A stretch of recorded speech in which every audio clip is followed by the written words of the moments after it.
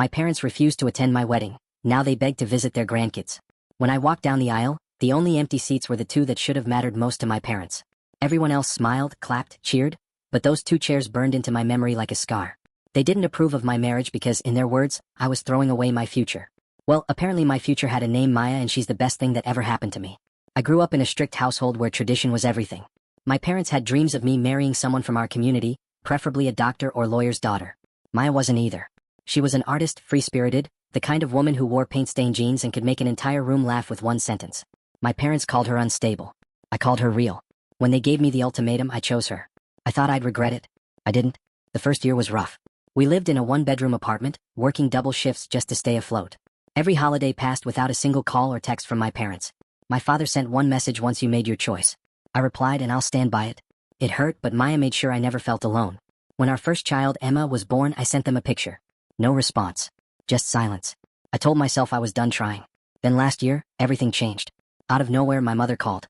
Her voice trembled when she said, "Your father isn't well. Can we come visit?" I hesitated. After all those years of being invisible, now they wanted in? But Maya, always kinder than I deserve, said, "They're still your parents.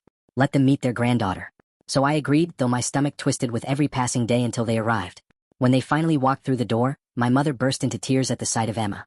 My father stood still, staring at her as if trying to memorize every detail he'd missed. He bent down and whispered, "She has your eyes."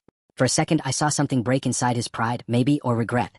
That night, over dinner, he finally said, "I was wrong." The man who once disowned me now sat there asking if he could hold his granddaughter again. But here's the twist: forgiveness doesn't erase memories. Every time they visit, I still feel that echo of the wedding day, those two empty chairs haunting the corner of my mind. They come over every weekend now, bringing gifts and acting like they've always been part of our lives. And while part of me wants to stay angry, I can't. Because when I see Emma giggling in my father's arms, I realize the past can't change, but maybe the future can. Last week, my mom asked if she could help plan Emma's birthday party. I said yes. Not because they earned it, but because I learned something more important. Holding on to pain only passes it down. And I refuse to let my daughter inherit that.